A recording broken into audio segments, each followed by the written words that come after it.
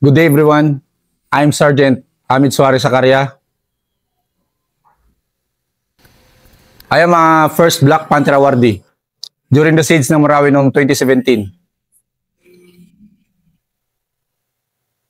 Yung kwento ko ngayon is paano kami mismo doon nakapasok sa Marawi at kung paano na-wounded yung dati kong CO na si First Lieutenant Ken Fagyan. So bago kasi kami pumasok doon sa siege sa Marawi, nasa bukid noon pa kami noon nag-ooperate kasama yung ibang DRCs tsaka first is RB under Kaiser Yonke. So yun nga, hindi namin naka 3 days pa lang kami doon. Hindi namin lubos sa kalay na may nangyari na pala doon mismo sa sentro ng Marawi. So yun, sinabihan lang kami ni CEO na dalian nyo. Kailangan nating makalabas dito kasi nga magre-rescue tayo doon sa mga tropa doon sa Marawi. Kaya nung that time, lumabas kami ng bukid noon. Nakalabas kami, hinaul na naman kami papuntang Marawi. Actually, doon kami nagsimula sa sa Kilala detachment kami ni Aul hanggang naglakad lang kami, pumasok doon hanggang sa nakapasok kami sa sentro ng Marawi. So yung ginagawa namin doon, bago kami pumasok doon sa Marawi, nagba-by bounce kami. By bounce kasi nga, may nagpuputukan na doon sa loob, tapos may na-ambush na pala. May na-ambush doon sa dinaanan namin na sasakyan ng army, yung KM. Tapos may namatay na rin doon na officer. Kaya grabe yung ingat namin noon. Kasi kahit kailan hindi pa namin nasubukan na makipaggira sa urban. Sa jungle kasi kami nasa noon. Kaya nagbabay bounce, grabe yung ingat namin. Nagtaka na lang kami na may nadadaanan kami na mabaho. Tsaka nagtatanong-tanong kami, ano yan? Tapos may nadadaanan kami ng mga groceries. Na wala na palang mga nagtitinda. Wala na nagtitinda. Libre na lahat. Pero hindi namin kinuha, nagpaalaman din kami. So yun nga, pagpasok na namin doon dahan-dahan, may nadaanan kami na mabaho. Nagtutulakan na kami kung bakit ano yan, ano yun. Nung pinasok namin yung muske, binuksan namin yung parang kumot nila. May 4 na tao doon na nakatali, tapos patay na. So yun nga. Siyempre, makita naman ng tropa, siguro makakita ka ng 4 na tao patay. Kabahan din yung iba kung bakit, anong nangyari dito. So naisip namin na grabe na talaga siguro yung gira doon sa gitna. Kasama namin yung first RB noon, tapos papasok na kami noon. Nung pumasok na kami, before kami talaga nagsimula is i-recover yung tangke. Kung nasaan yung mga tropa ng armor is naipit sila. So yun, i-recover yung tangke. Andun sina Serbuada. Actually, hindi pa pala si Serbuada, si Sir Karandang, si Sir Resilia. Sila muna yung nauna doon, tapos nag-o-observe lang yung kumpanya namin. So yun, yung kalaban doon, tinitergas na nila. Doon mo lang nakikita na may nagtatakbo sa daan, binabaril, natatamaan, pero tumatayo pa rin. So yun yung unang kwento ko na pagpasok namin sa Marawi. Yung ikwento ko talaga sa inyo is kung paano na-wounded si CO. Si First Lieutenant Ken Fagyan. Actually, mahirap yung naging buhay niya noon eh. Hindi lang naging buhay niya na bilang isang commander kasi nga, hindi lang yung buhay yung iniisip niya, is yung buong buhay namin. Kaya, nung nagsimula na talaga kami doon, na-deploy na kami by sector. Magkatabi yung namin, yung kumpanya ni na Serbuada, yung 15 SRC, at saka yung 15 DRC. So yun, nahirapan kami noon kasi nga, sabi ko, na-train kami talaga sa jungle. First time namin makipaglaban sa urban. Nung unang ginagawa namin noon, bago pa na-wounded si CO, Nagbabagbag kami ng pader, gamit-gamit na yung maso. Mahirap talaga makipaglaban sa urban pag ganun na wala kang experience pa kahit kailan. Hindi lang din siguro kami, kahit na yung ibang unit na nandun. So yun, nagbabagbag kami ng maso hanggang sa nakiklear namin yung bahay. Nung time na yun, tuloy-tuloy na sana kami nun. Pero may isang target kami na hindi rin namin kasi alam yung area talaga. Na yung building na papasukin ni na Sir Fabian, ni CO, at saka yung building ng 15 SRC din doon sa kabila is magkadikit lang. Actually, nung numundid si Sir Fabian, magkasabay lang silang dalawa ni Sir Buada. So yun, ganun nga, binigyan kami ng target. Hindi namin nakalain na yung building na papasukin namin, magkadikit lang din pala sa likod nun na may isang building. So ganun yun kahirap na hindi mo alam. Yung kalaban pala is wala doon mismo sa papasukin niya ng building. Is nandun sa katabi niya na building. Tapos yung sektor na yon is grabe yung IED doon na pinaglalagay ng kalaban. Nauupuan nga ni XO. Sabi niya matigas yung upuan. Nung pagtingin namin, may bumba pala kaya grabing takbuhan naman namin. So yun, nung tuloy-tuloy na yung pasok namin, may isang building na pinasok na namin, hinati kami ni CO. Sabi niya kay Sir Cortez, yung PL namin, sabi niya, Bok, dito kayo sa baba. Pasukin niyo yung baba. Kayo na yung bala kung paano niyo ano yun dyan kasi may pader. Bagbagin niyo na lang. Tapos dito kami sa taas. Kaya nung tinanong ko si Sir Cortez, kasi nga ako man yung lead scout doon, Sir, saan yung papasukin natin?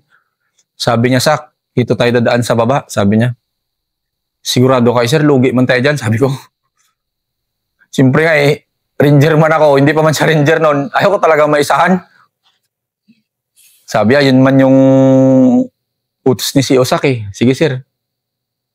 Kaya nung pinasok na namin, nagsimula na yung oras na pasukin namin. Bali magkasabay kami ng team ni na CEO at team ni Sir Cortez. Yun nga, yung team namin ni Sir Cortez. Nagbagbag na kami doon ng maso. Pagbagbag namin ng maso, nang nabutas na, pagsilip ko, alanganin talaga pasukin kasi mataas, tatalunin pa namin. So yun nga, nauna kami pumasok doon. Nauna na ako talaga tumalon doon. Pero before ako tumalon, nag-observe muna ako doon kung baka may kalaban na nakauna sa amin. So nag-observe ako ng mga ilang minuto. Nung nag-observe na ako, nakita ko naman na wala namang pagalaw-galaw. So yun, pagbaba ko doon, sumunod na yung mga teammate ko. Hanggang sa nag-itik-itik na kami doon, nakadikit ako sa bahay. Nasa harapan ko lang yung target ni na Sir Fabian na building. Nung dandahan ako nagsilip, may nakita akong kalaban.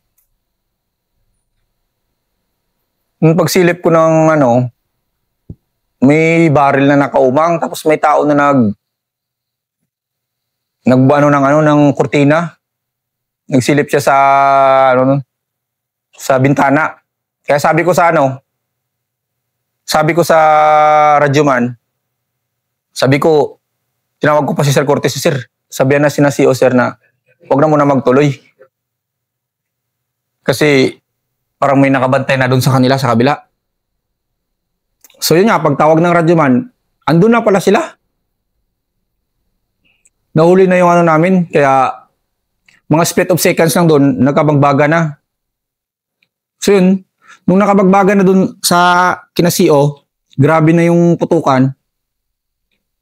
Kami, yung team ko, lugi, kaya dandahan ko silang pinatras, pa isa-isa lang. Hanggang sa naiwan ako doon, tapos nakalabas na rin ako. Doon, nagpuntahan ko sina CO, tsaka yung mga kasamaan ko doon, nung nagkabagbaga na, doon ko nakita na wounded na pala si CO. Tsaka yung radyoman niya. Yung naabutan ko na lang doon is yung radyoman niya. Tinatanong niya ako kung, Toy, si CO pala, si Sir Fabian, nung namundir siya, grabe na yung recover ng trupa. Hila-hila na siya ba? Tapos, yun nga. Hanggang sa nakalabas siya, priority talaga si CO. hanggang yung isang team doon is na-captured. Padandahan din sila doon lumabas sa building na yon. Actually, hindi sila na-captured, nakulong lang.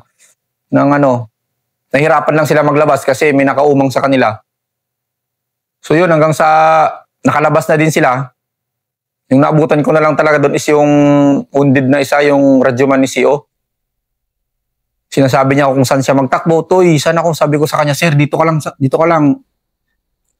Okay lang. Sabi ko, okay lang. Tinanong niya ako kung malaki yung sugat niya. Sinabi ko sa kanya na, wala sir, maliit. Pero, actually, malaki talaga yung sugat ni sir. Kaya ako nagsinungaling sa kanya is para hindi siya malumural talaga. Gusto ko pang mabuhay yung mga kasamaan ko. Kaya noon, hanggang ngayon, nakalabas kami. Nakalabas kami ng dandahan noon. Hanggang sa na-evac na namin si CO. Yung pala, may isa pa palang wounded din na hindi nag-declare. 3 pala sila yung natamaan, yung private. Doon lang namin nalaman na nung kinarga na sa chopper, gusto niya sumakay. Sabi namin, bakit? May tama pala siya dito sa puwet. Sabi niya, wounded siya. Hindi mo kami maniwala. Kaya nung tinignan namin, may tama talaga. Yun nga yung hirap, kahit na yung hirap sa kumpanya namin. Private. Wounded na pala. Ayaw niya pa mag-declare. Nahaluan na rin siguro ng mga dugo. Dugong mandirigma. Kaya yun, hanggang sa na-evac namin si Sir Fagyan. After nun, mga ilang mga ilang araw, tuloy-tuloy na yung pagpasok namin doon. Hanggang sa si XO na lang nagdadala sa amin, tsaka yung 2 officer. Si Second Lieutenant Cortez, tsaka si Second Lieutenant De Los Reyes, at saka si First Lieutenant Arligay. Si Sir Arligay yung naging XO namin noon na siya na lang yung nagdadala sa amin, nakatoka. Ganon, nahihirapan din si Sir kung paano kami kontrolin. Kasi nga, buhay naman yung nakataya doon. Hanggang sa may pinasok na naman kaming bahay na pagsilip ko na naman, may mga gasol, ganun. Putukan sana ng tropa. Sabi ko, huwag nyo lang putukan. Kaya pala yung gasol, parang may nakalid doon. May wire siya na dugtong sa kanya, nakadikit. Ay ID din pala yun, yung kinabit nila doon. Kaya sabi ko sa tropa, pinatras ko na muna. Pag atras nila, bigla kaming na-sprayan kami. Marami palang kalaban doon sa taas pagputok sa baba. Kaya grabe, buti hindi kami natamaan ni isa doon kasi napa-exit po sila. Hanggang sa halos ang tropa talaga, pag ano na talaga, hindi mo na maiwasan na kayo. Makapagsalita ka ng hindi maganda kasi nga, yun nga, buhay man yung nakasalalay doon. Sa mga officers, yun nga kasi may ibang officers talaga na gusto nila i-accomplish talaga yung mission na iba. Samantalang yung ibang tropa naman, gusto din nilang mabuhay ng matagal, pero yun nga pagpipilian mo yung mission. Malaking bagay ba, Med, na nawala sa battlefield si Lieutenant Pagyan na inyong CO? Yes po, sir. Actually, sir, nung nawala si Sir Pagyan talaga, wala na talagang, parang malaking bagay na nawala talaga yung commander sa kumpanya. Kasi wala nang may nagkukontrol sa tropa. Tapos yung desisyon namin is hindi na siya ganun kapulido pag wala na yung commander. Hindi siya pulido yung desisyon. Nakadepende na lang kami sa swerte. Pero pag may commander talaga, ganun maganda yung flow ng samahan ninyo, yung lakad ninyo, lahat ng pasok ng bahay. Yung pagre-raid ninyo is maganda. Maganda basta nakukuha nyo yung rhythm doon. Tsaka, doon ko talaga nakita nung nawala na si Sir Fagyan, grabe kahirap talaga na kontrolin yung tropa. Lalo na pagbuhay na yung pinag-uusapan. So yun nga, yung hanggat sa maaari, protektahan nyo yung commander ninyo. Kasi yun talaga, pag mawala talaga yung commander, mahirap na talaga. wala nang may nagko-control sa tropa. Yung PL, actually yung mga PL kasi mga bagong graduate sila noon eh. Hindi ko sinasabi na wala din silang alam, pero iba kasi yung sabi sa akin sa dati kasi ng classmate ko na officer. Sabi niya, Bads, yung mga bagong graduate talaga na officer, alam lang nila talaga na kung tama yung mga pinagagawa nila kasi yun yung tinuturo sa school. Pero sa realidad, hindi talaga nila alam pa yun. Kaya, yun lang yung natutunan ko doon sa classmate ko dati na officers. Pero ikaw noon na, siyempre veterano ka na rin noon and then trusted ka na mag-lead scout. Yes po, sir. So, kahit nawala si Lieutenant Pagyan, na-wounded nga, yun nga, si Lieutenant Pagyan, siya yung na-feature, nagsalita sa House of Representatives na napanood nyo naman siguro sa mga mainstream media. So ikaw naman noon, ano naman yung attitude mo noon na lead scout ako, professional ako, bagbag pa rin? So yun nga sir, nung nawala na si Sir Pagyan, nag-aagawan na yung dalawang platon kasi nga nililid scout na nila ako. Sila sabi na rin ng isang platon doon, hindi sa amin yan si Sak kung pasok. Nga, yun nga, yung ginagawa ko na lang is nagsasakripisyo ako para dahil yung experience ko before ng SIDS is veterano na rin ako doon sa mga gano'n na mga bagay. Kinokontrol ko na lang yung sarili ko tapos yun nga, nagpapalit-palitan na lang ko pagkatapos kong hiramin ng isang platon, pagpasok nila, lilipat na naman ako doon sa kabilang platon. Para lang para gumanda pa rin yung flow ng namin, ng samahan. Magsakripisyo na lang talaga yung kailangan. Kasi yung ibang ranger wala na na-wounded na lahat. Naibak na. Pride namin si Sergeant Sakaria kasi siya yung first awardee ng Scout Ranger Alumni Association ng Black Panther Award. And yun nga, lead scout siya. So bakit ka ba naging lead scout ng 15 DRC? Paano ka napili o nag-volunteer ka ba o anong mga katangian mo na nagustuhan ng mga CO mo? Yes sir, actually before ako naging lead scout sir, nung hindi pa ako ranger talaga, pina-ranger ako ni Sir Padeo nung CO namin. Nakitaan niya ako ng potensyal. Kaya sabi niya, simula ngayon, magkabady na tayo, mag-ranger ka. Hanggang sa nag-graduate ako ng ranger. Pag-graduate ko ng ranger, pinaupo na talaga ako maging isang lead scout. Yung tiwala ng kumpanya sa akin, kahit na may mga junior ranger ako, pag may mga positive kami na pinapasok, ako yung pinapaliding nila. So yun nga, yung nagkukuha ako ng lakas doon mismo sa kumpanya ko, yung tiwala nila is, inaano ko talaga, sinasapuso ko. Kaya kahit kailan, yung DRC, yun nga, dyan ako lumaki. Yung tiwala nila is sinapuso ko talaga. Kailan pumasok ang bago niyong CO at sino yung bago niyong CO? Dahil hindi kayo pwedeng walang CO na isang kumpanya. Yes sir, actually nung pumasok yung bagong CO, tinawagan ako ng ISPOR ko. Dati kasi, nung time na yon gusto ko maging mapabilang doon sa LRC. So, nung wala pang SIDS na yon. Pero nung nagka-SIDS na, nung nawundid na Sir Pagyan, may tumawag sa akin na, sabi niya, Saki, sabi ng ISPOR, hindi talaga matutupad yung pagiging LRC. Sabi ko, sir, bakit sir? May bago na tayong CO ngayon. Nung tinanong ko siya, sino sir? Sabi niya, classmate mo sa Ranger. Nung pag-isip-isip ko rin, wala man akong nag-iisa lang yung classmate ko sa first ID na Ranger. Tapos nasa Basilan pa siya na-assign, si Sir Garcia. Sabi ko, sino sir? Si Sir Garcia? Sabi niya, oo, si Sir Garcia. Kaya nung time nung nalaman ko na siya yung maging CO ko, hindi naman sana tuwa ko, masaya. Chinat ko siya kaagad. Sabi ko, sir, kamusta ka na? Sabi niya sa akin ng reply niya, Bads, kamusta ka na dyan? Sabi ko sa kanya, nagbibiro-biro lang kami. Sabi ko, sir, ito sir, buhay pa rin. Sabi niya, tapusin mo na kasi dyan. Para hindi na ako makapunta dyan. Nagbabulatik-bulatik lang kami. Kasi alam ko naman na siya yung maging CEO ko talaga nun. Kasi naimpuhan ako ng S4 ko. So yun, hanggang sa nagkita kami doon, kinuha namin siya sa likod. Yung pagiging kasi ni Sir Garrick, nung dumating siya, nagbe-briefing sila doon sa likod. Tapos binigyan siya ng target. Yun yung unang namin. Salpukan. Nung pag-upo niya ng CEO na talaga, nung nag-meet na kami doon, Umupo na siya ng CO. Binigyan siya ng target ni, ni Sir Yungke. Isang block. Yung isang block na yun, walang timeline yun. Kahit na isang buwan mong kunin yun. Pero sabi niya sa akin, para siyang nalumural ba?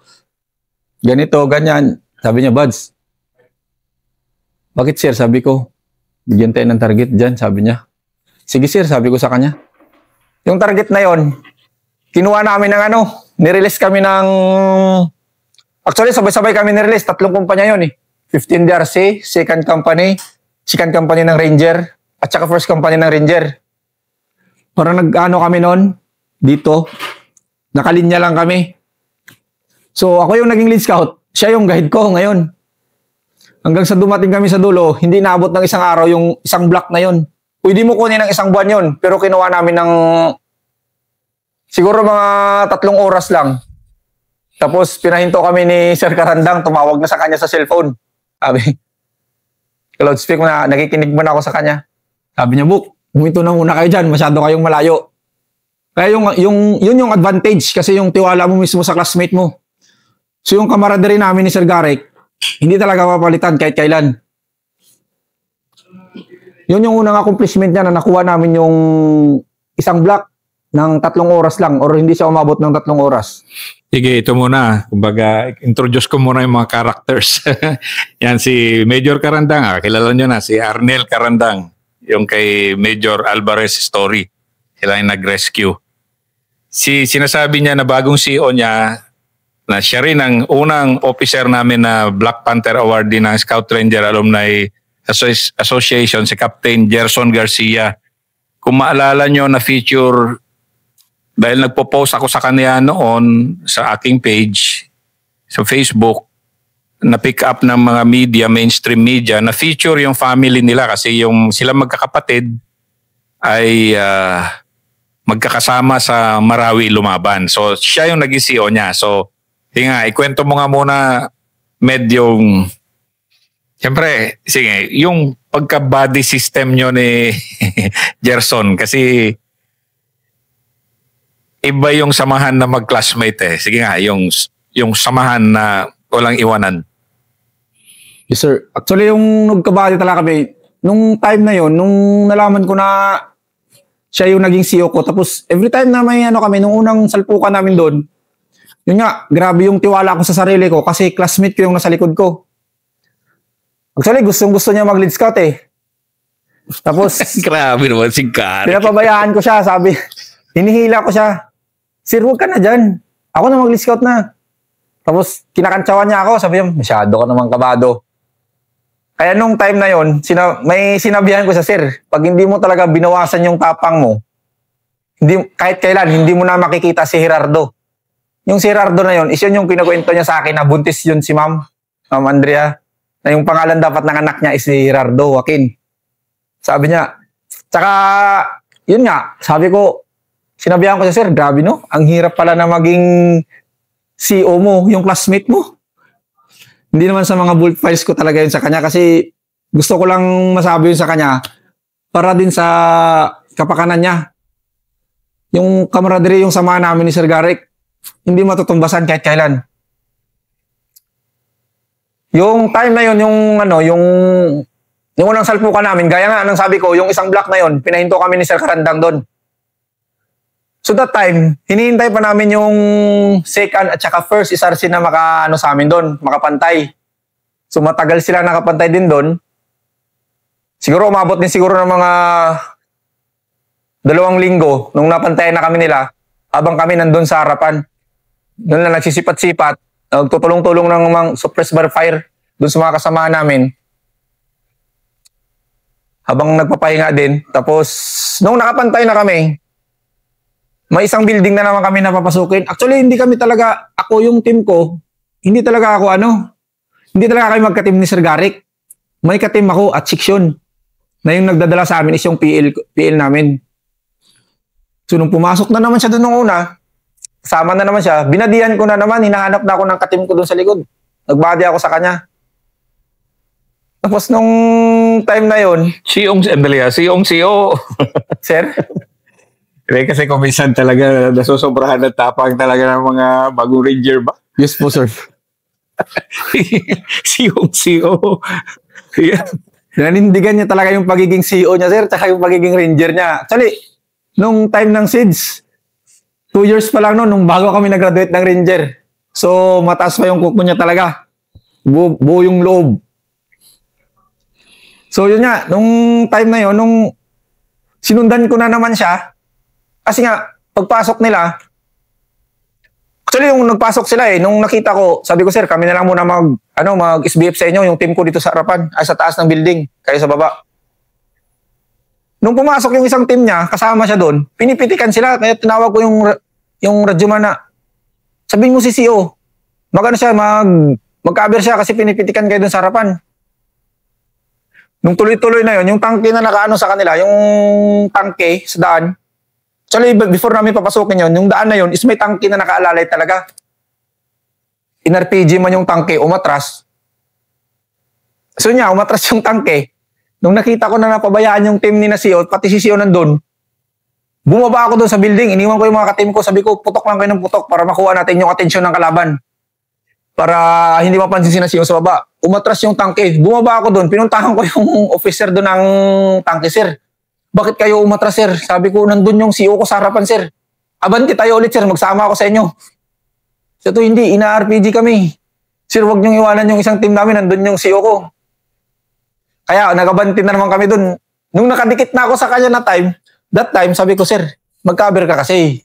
Nakikita ko dun sa taas. Pinipitikan kayo, matamaan ka. Sabi, yun nga, yung kantsaw niya sa akin, masyado ka namang nervyoso. Hindi nga, sir. Kaya yun nga, yung mga bulk files ko sa kanya, tapos sinabihan ko na rin siya na, sir, magkaiba yung laban sa pinanggalingan mo at laban dito. Pareho tayong hindi ka pa sa mga ganitong labanan sa urban. Kaya kailangan nating mag-ingat. So yun, hanggang sa dumating yung time na siguro, napag-isip-isip niya na rin na concerned talaga ako sa kanya. Hanggang sa nag-ingat na rin siya, hanggang sa, yun nga, marami pa kaming pinagdaanan. Actually, simula pa lang yan Simula pa lang yan, pero sige. Sa simula pa lang yan, anong nagbago sa tapang ng mga kasama mo pag-organize ng kumpanya nyo nung umalit si Gerson? So yun nga, sir, malaki yung pagbabago. Nung dumating na si Sir Garcia sa kumpanya, doon nila mismo nakikita yung leadership ng isang commander. Kasi nga, gustong-gusto niya mag-lead scout, pinapakita niya sa tropa niya, pinapanindigan niya yung pagiging ranger. Siguro nahiya na rin siya sa akin kasi mag-classmate kami pag umatras siya. So hindi naman. Pinanindigan niya talaga yung pagiging commander niya lang talaga. Pinapakita niya sa tropa. Doon nabuhayan ng loob yung kumpanya namin. Yung kumpanya namin na yun, nabuhayan talaga ng loob pagdating ni Sir Garrick. Halos lahat, gustong-gusto na mag-abante. Kahit na mag-organize na ng suicide section, yung iba mag-iyak na lang kaya gusto nila magsama doon sa suicide section. Yan ang first episode ni Sergeant Ahmed Sakaria.